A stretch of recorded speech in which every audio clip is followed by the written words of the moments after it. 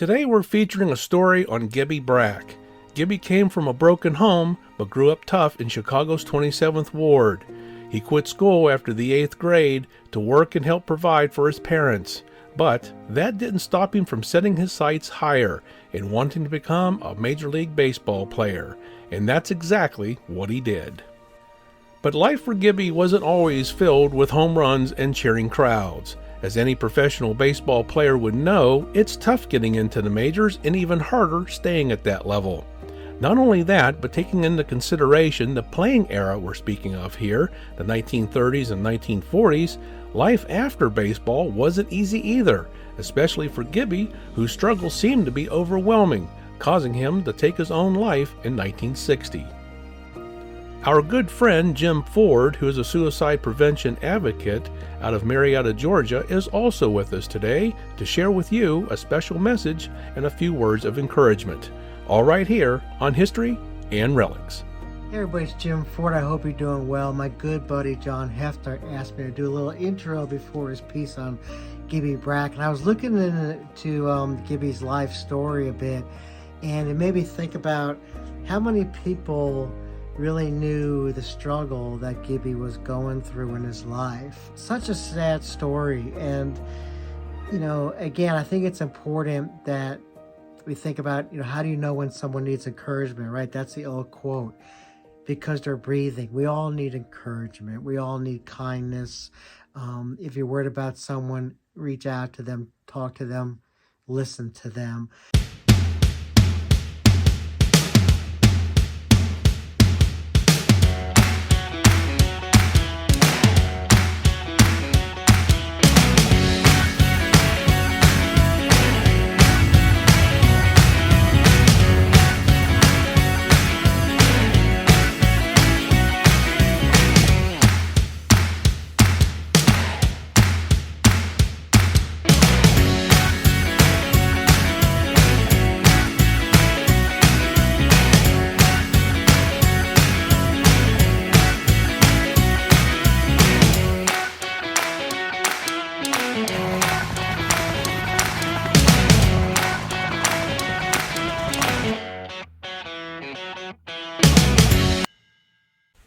Gilbert Herman Brack was born on March 29, 1908 in Chicago, Illinois, to German immigrants Charles F. Brack and Frederica Schenk. Gibby was the last of 12 stepchildren through his father's multiple marriages. He grew up in Chicago's 27th Ward, which is about 3 miles from Wrigley Field, or Weigman Park as it was referred to, when he was just a boy. Brack quit school sometime after the 8th grade. In 1930, the census showed him working as a laundry bagger while living with his parents. However, he had his eye on becoming a baseball star and soon tried out with the Spencer Coles, a semi-pro club in the Chicago City League. He became a catcher for the Coles and batted over .400, which moved him into the professional ranks with the Asheville Tourists of the Piedmont League. Gibby then found himself moving to the Louisville area sometime around 1932. In 1933, Gibby, now 25 years old, passed himself off as 5 years younger in order to land a spot with the Louisville Colonels of the AA American Association, which was managed by Burley Grimes. But that was short-lived due to his slender stature of being 5'8" and 170 pounds working against him. He didn't let that bother him, though, as he fought back in 1934 and showed his strength as an outfielder, beating all contenders and becoming a mainstay in the outfield for the Louisville team for 3 years. He batted .307 in 1934, but then had a most impressive 27-game hitting streak in 1935, which launched his average to .373.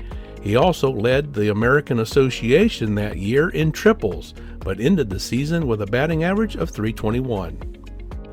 In 1936, Brack was the only player to hit a home run in every ballpark in the league, while placing among the league leaders with 22 home runs, 16 triples, and 298 total bases. To add to this impressive resume, he also had 28 stolen bases. In the off-season, you would find him working at the Louisville Slugger Bat Factory. And speaking of Louisville Slugger baseball bats, let's take a look at one of Gibby's tools of the trade. This is Gibby's 1930s era professional model 125 Louisville Slugger bat.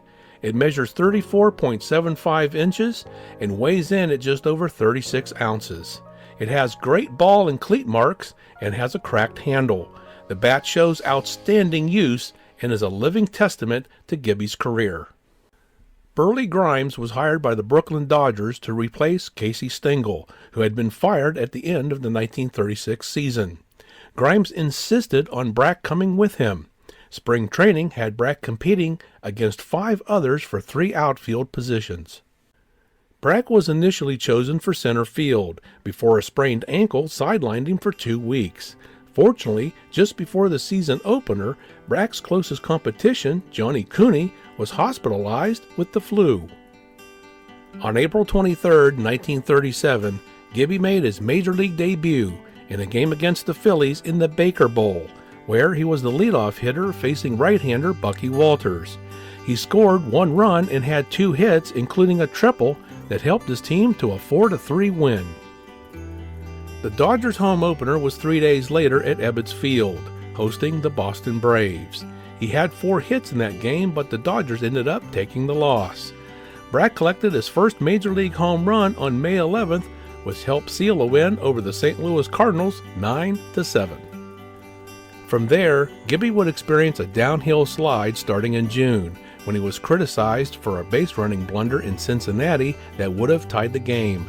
His batting average also suffered, falling to just .226, which was partially brought on by a leg injury that sidelined him for 10 games. The Dodgers finished 4th in the National League with a record of 62-91. Gibby's disappointing second half made the Dodgers question his future in the outfield. In the offseason, the Dodgers decided to sign future Hall of Famer Kai Collier to guard against a similar season-ending collapse. In 1938, Brack seen only limited play. While his batting average climbed back to .300 early in the season, he failed to clinch an outfield spot. Brack did make it back into the starting lineup, though, replacing Buddy Hassett, who was in a severe 4-32 slump. But that too was short-lived after just a few starts and going hitless in 15 at-bats. Brack made just 10 more plate appearances before the Dodgers placed him on waivers, where the last-place Phillies scooped him up in a trade for another player in July. Brack created a great deal of enthusiasm as the Phillies were forming a new outfield, inclusive of the fast-stepping Brack, Hirsch Martin, and Maury Arnovich. Brack seemed to rebound within the first week of the trade, hitting 3 doubles in an 11-0 rout of the Pirates. Gibby batted .329 from early August to late September, which caught the attention of Bill Terry of the New York Giants, but trade inquiries for Brack were rejected. The Phillies didn't think of Brack as a staple in the outfield. In 1939, under new team management, Gibby found himself playing first base, and that was only due to Les Powers being sidelined by a spinal injury. And although Gibby was batting .315 between early May and late September, which was well above the team average of .261, he just couldn't seem to secure more than sporadic use throughout the season. On September 28th, Brack played in both games of a doubleheader against the Giants, which proved to be his last games in the major leagues. He was sold to the St. Paul Saints in the AA American Association on December 4th. For the next 4 years, Gibby was passed around playing for 6 teams in the American Association, the Texas League, and the International League. One such team was the Oklahoma City Indians. He held his own during this time, but in 1943 found himself playing for the very organization that initially advanced him to the majors, the Dodgers AA affiliate Montreal. But this time, there was no promotion to the majors to be had. Gibby then enlisted in the U.S. Navy on April 15, 1944. He trained at the Sampson Training Center in upstate New York before heading out to the Pacific Theater during World War II. Even with the war going on, there was time for baseball. He played with 23 other professional players while stationed in Hawaii in 1945 and was selected as the second-team All-Star in the 14th Naval District League. By September 1945, the war was over, and Gibby was honorably discharged 2 months later in November. Brack attempted to revive his baseball career in early 1946 by reuniting with the Oklahoma City Indians, but by June was released. He then turned up in the Class C East Texas League, playing for the Greenville Majors, where he was among the league leaders. His stint in the Texas and Arizona minor leagues continued through 1948 before officially retiring in 1949. Brack was married 3 times, the first being in the early 1930s to Lita Moore, which ended within a short time.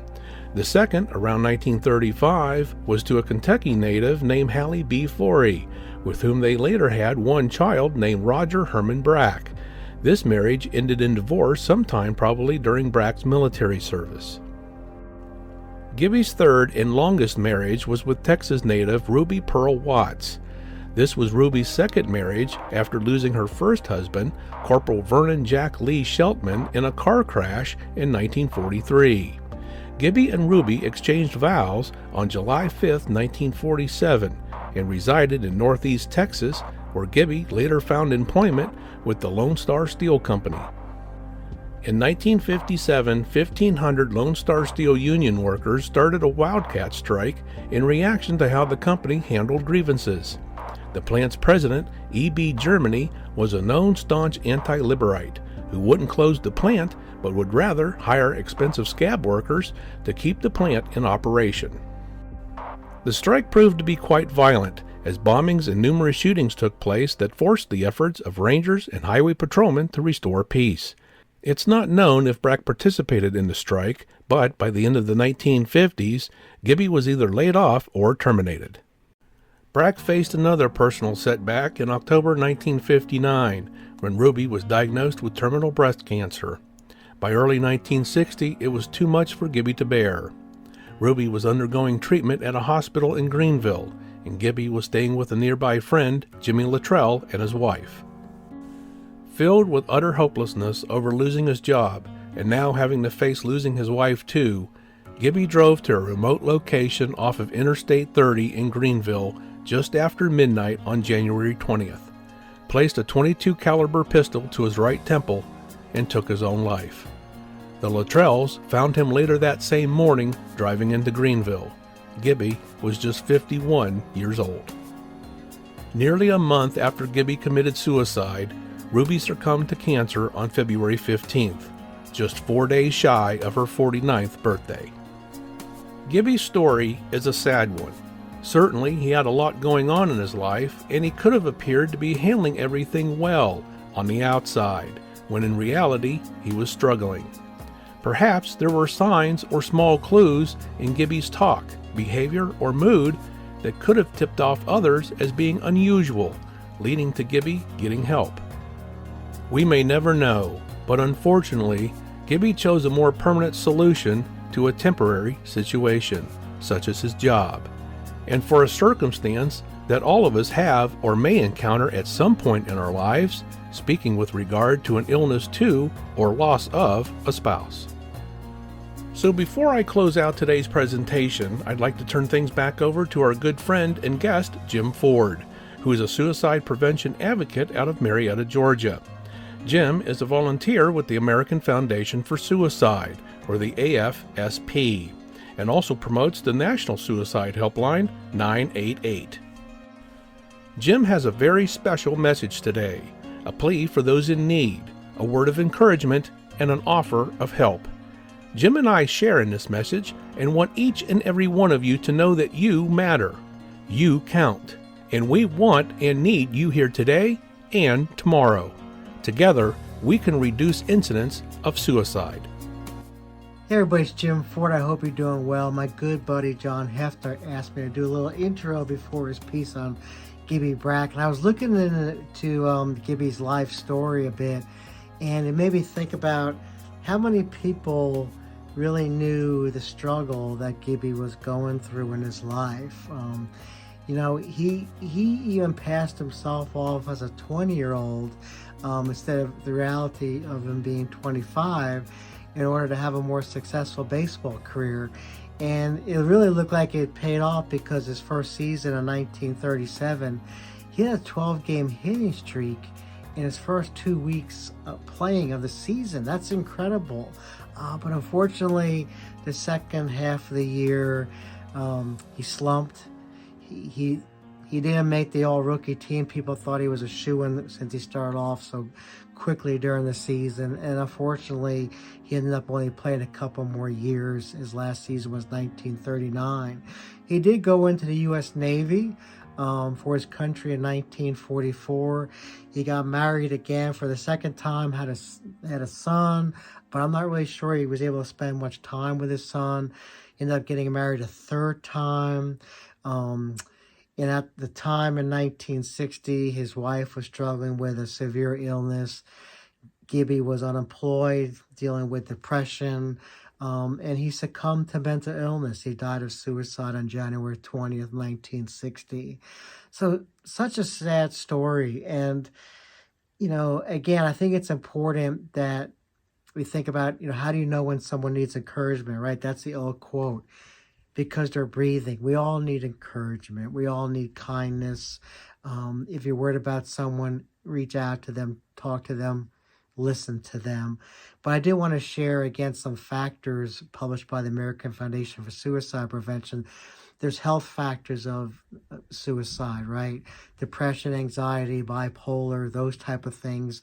Environmental issues can be using substances, drugs, alcohol, stressful events like having a loved one with a chronic disease, divorce, unemployment, historic issues, previous suicide attempts, family history of suicide. So it's important that we get together and focus on those proactive factors, right? Like coping skills, doing things to help cope with those dark thoughts. That can be, listening to music, prayer, meditation, seeing a counselor, seeing a therapist, just getting help. Remember, it's okay not to be okay, but help is available 24/7. So reach out if you're struggling. The 988 number, you can text it or you can call, just 3 digits, 988. It's a great resource, whether it's for you or a loved one. So keep those things in mind. Take care of yourself. Remember, you are enough. You do matter. And you are not alone. I'm wearing my Columbus Clingstones shirt. Who are the Columbus Clingstones? They're the new AA team of the Atlanta Braves down in Columbus, Georgia. Go Braves and go Mets. Got the 69 picture in the background. Take care, everybody. You are not alone. Stay gold. Bye-bye. Thank you for joining us today. We hope you enjoyed our program. If you like our content, we ask that you give us a thumbs up, a like, share with your friends, subscribe to our channel, and ring that notification bell so you always know when our new content is published. And all of this costs nothing, but means a lot to us and keeps us growing. You may also leave us a tip if you choose. The address is provided here on your screen, and a link is provided in the description area below. So until next time, everyone, this one is history.